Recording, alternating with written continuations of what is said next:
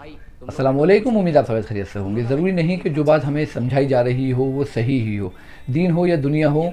हमें बहुत अच्छी तरीके से कोई भी मैसेज हमारे सामने आए तो हमें उसको समझना पड़ेगा और अपने अक्ल लगानी पड़ेगी कि हाँ यार, ये वाकई में ये बात कितनी सही हो सकती है हमारे लिए और हमारे माशरे के लिए, या इस्लाम में इस बात को किस तरीके से लिया जा सकता है, या इस्लाम इस बात में क्या कह रहा है। और दुनिया के मामले में भी हम इसी तरीके से अपनी सोच को ज़ाहिर करेंगे और सोचेंगे। ये नहीं कि कोई भी चीज़ हमने देखी और फ़ौरन ही जो है हमने उसके ऊपर अमल करना शुरू कर दिया। अभी एक मैसेज चल रहा है, आपने देखा होगा, इसमें जो है ऐसे दुकानदारों का बाइकाट करने की बात करी जा रही है जो यहूदियों की चीज़ें बेचते हैं। तो देखिए, मैं इस तरीके से बिल्कुल भी इत्तेफाक नहीं करता और मैं कहता हूँ ये तरीका जो इस वीडियो में दिखाया जा रहा है ये बिल्कुल भी सही नहीं है। उसकी वजह मैं आपको बताऊंगा, लेकिन पहले मैं अपने बारे में आपको बताता चलूँ कि मुझे याद नहीं कि मैं कब से यहूदियों का या इस्राएली प्रोडक्ट्स का बाइकाट कर रहा हूँ। मेरे हिसाब से शायद 15 से 20 साल मुझे हो चुके होंगे। मैं 2018 में मैंने एक सैंडविच स्टोर खोला था जिसके मेन्यू कार्ड के ऊपर मैंने सबसे नीचे लिखवाया था कि हमारे यहाँ यहूदियों की किसी भी तरह की कोई चीज़ इस्तेमाल नहीं होती। तो यानी कि हम यहूदियों की चीज़ों का बाइकाट करते हैं, और ये 2018 की बात है। और मैं यहूदियों का या सारी प्रोडक्ट्स का बाइकाट कब से कर रहा हूँ मुझे नहीं पता।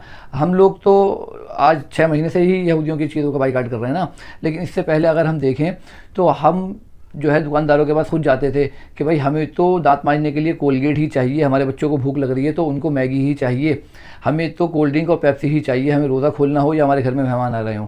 तो हम लोग 6 महीने पहले तक तो इन दुकानदारों से ये सब चीज़ें खुद मांगते थे, तो ये बेचारे लाते थे।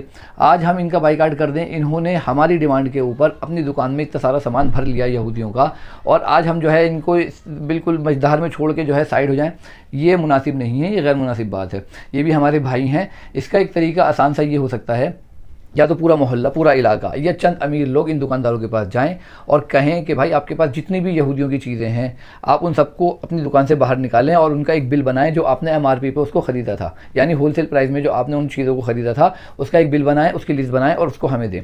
अब वो एक दो अमीर आदमी उस सारे सामान को ख़रीद लें या पूरा मोहल्ला मिल के उस सामान को ख़रीद ले, और या तो उस सामान को गरीबों में बांट दे या उस सामान को जो है ख़ुद इस्तेमाल कर लें। क्योंकि देखिए, वो सामान पैसे से ख़रीदा गया है, वो हम फेंक तो सकते नहीं है, वो खाने पीने की चीज़ है और बज़ाहिर वो हलाल है।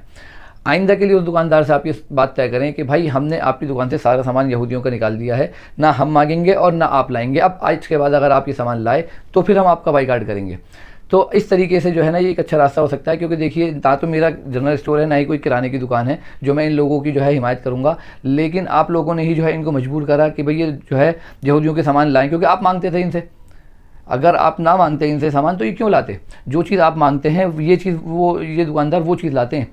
आप मिसाल के तौर पर किसी दुकानदार को अपनी किसी चीज़ की पब्लिसिटी करनी होती है तो वो जो है लोगों को भेजता है उन दुकानदारों के पास और उस चीज़ के बारे में दुकानदार से मांगता है। दुकानदार के पास वो चीज़ होती नहीं। जब 4, 5, 10 लोग उस दुकानदार के पास वही चीज़ मांगने जाते हैं तो दुकानदार कहता है यार इस चीज़ की बहुत डिमांड आ रही है तो मैं जाके जो है इस चीज़ को मार्केट से लेकर आऊँ।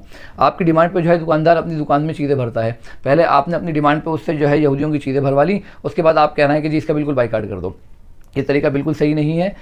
मेरा नज़रिया ये था जो मैंने आपके सामने रख दिया। आप मेरे इस ख्याल के बारे में क्या राय रखते हैं कमेंट बॉक्स में ज़रूर बताइएगा। मेरी वीडियो आपको अच्छी लगे तो इसको लाइक करिए, सब्सक्राइब करिए और सब अपनी शेयर करिए।